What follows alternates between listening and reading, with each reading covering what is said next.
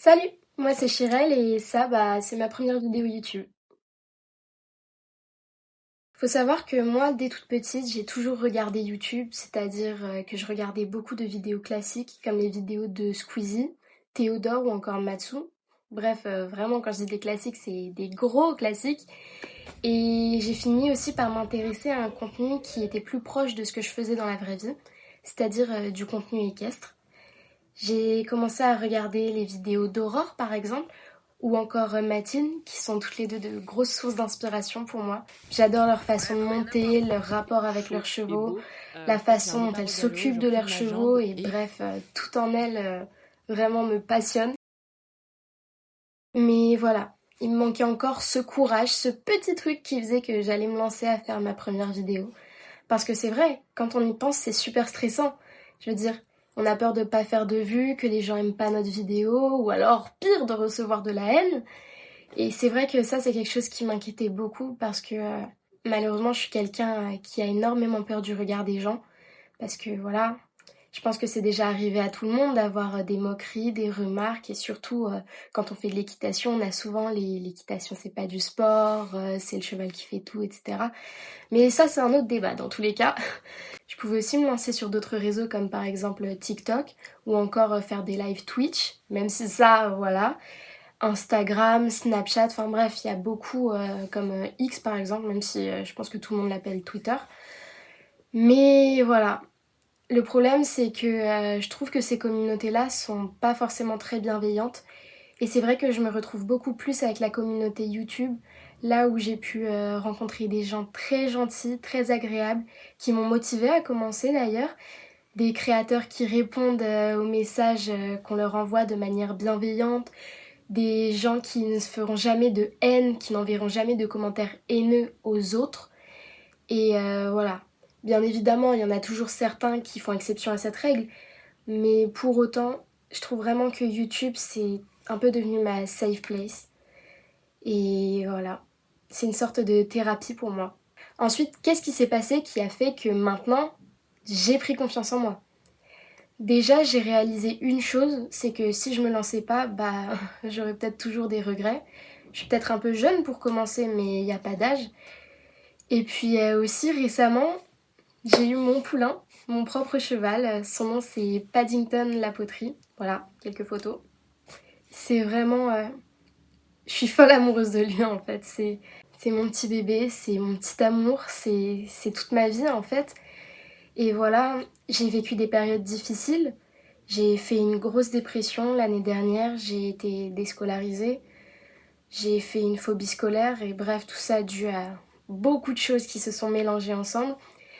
Et c'est vrai qu'à cette période-là, l'équitation et YouTube ont vraiment été mon refuge et ce qui a fait que je suis encore là aujourd'hui. Donc voilà, je me suis dit pourquoi pas essayer d'allier les deux. Et puis maintenant, j'ai une vraie raison de commencer YouTube et de vraies choses à partager. Parce que je fais sport-études, donc je monte 2 fois par semaine, 1h30. C'est sûr que c'est très bien, je suis très contente, mais c'est pas assez pour faire du vrai contenu. Alors que là, j'ai mon poulain, Paddington.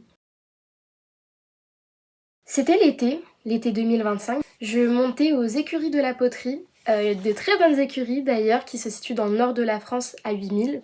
Et là-bas, j'ai découvert une manière de travailler totalement différente de ce que je connaissais, avec peut-être des rênes un peu plus lâches, une meilleure compréhension du cheval, une meilleure communication. Les chevaux sont très souvent au pré, très très très souvent, sauf en cas de tempête bien sûr. Ils ont des couvertures, ils ont tout ce qu'il faut à manger, ils ont des copains.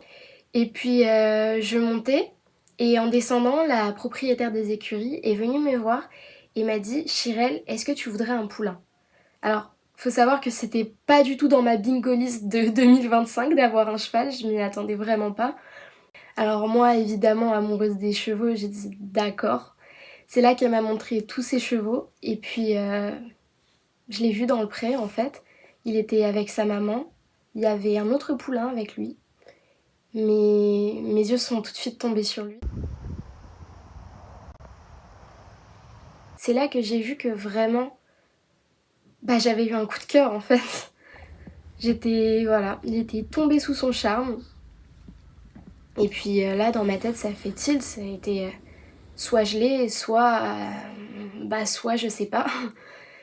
Donc j'en ai parlé avec mes parents.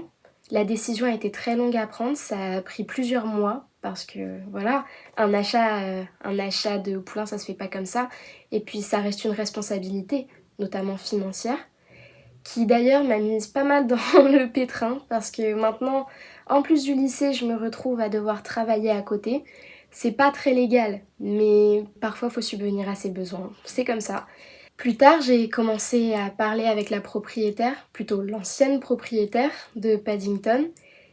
Et je lui ai demandé plus d'informations. Elle me disait effectivement, c'est lui que j'ai en tête pour toi. Pour moi, c'est lui qui tirait le mieux. Donc je me suis dit, bah voilà, quel coup du sort que ça soit aussi celui qui m'est tapé dans l'œil directement. Et elle est venue à m'expliquer les origines de Paddington.